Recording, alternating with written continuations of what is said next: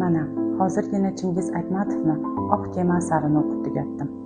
Chingiz Aytmatov asarlarida tabiat juda chiroyli aks ettiriladi. Barcha asarlarida qirg'iz xalqining o'ziga xos urf-odatlarini, qadriyatlarini tarannum etadi. Hayotiy voqelik borligi uchun ham kitoblarini qayta-qayta o'qigingiz keladi. Oq kema asarida Mo'minjon nevarasining ichki kechinmalari, his-tuyg'ulari sizni o'ylashga majbur etadi. Qahramonning ikkita ertagi bor. Biri bobosi aytib bergan, ikkinchisi o'zining o'ylab topgan. Bobosi unga Shohdor ona bu haqidagi rivoyat orqali milliy qadriyatlarni hurmat qilishni, asrab-avaylashni tushuntiradi. Bolakayning ham o'z xayollari, o'z dunyosi bor. U sohil bo'yiga borib, otasi bilan xayolan suhbat qiladi. Uni olib ketishga chin dildan ishonadi. Ammo asarda hozirgi kunda duch keladigan muammolar aks ettirgan. Bolakayning ota-onasi ajrashib ketgan. Ikkalasining ham o'z oilasi bor. Lekin o'rtada norasida bola sarson. Hozirgi kunda ham ajrimlar ko'paygan. Ota-ona ajrashganda farzandlarning taqdiri, qalb kechinmalarini o'ylab ko'rishmaydi.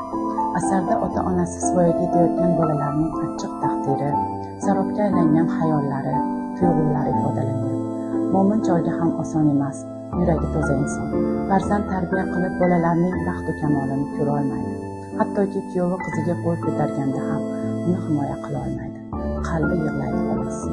Asarda O'rozqul obrazi ham o'ziga xos. Kitobni o'qish jarayonida uni besabr, oilasini parokanda qilayotgan qahramon degan xayolga bordim.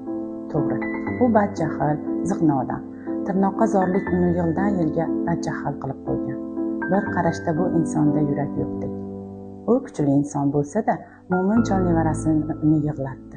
Oldiga peshvoz chiqqan, xursandchiligini bo'lishgan bola uni o'g'li emasligidan o'kinib yig'ladi. Bir og'iz shirin so'z aytishga o'zida kuch topa olmadi. Bolaning quvonchlariga yolg'iz Alloh, sohil, uning toshlari va olisda goh ko'rinib turadigan oq kema guvoh. Uning ertaklarini ular tinglashga qodir. Uning hayot haqidagi o'ylari yolg'iz ularga qiziq. Bugun uydasiz, qo'lingizga kitob oling, Oq kemani o'qing. Siz ham asar bergan zavqdan bahramand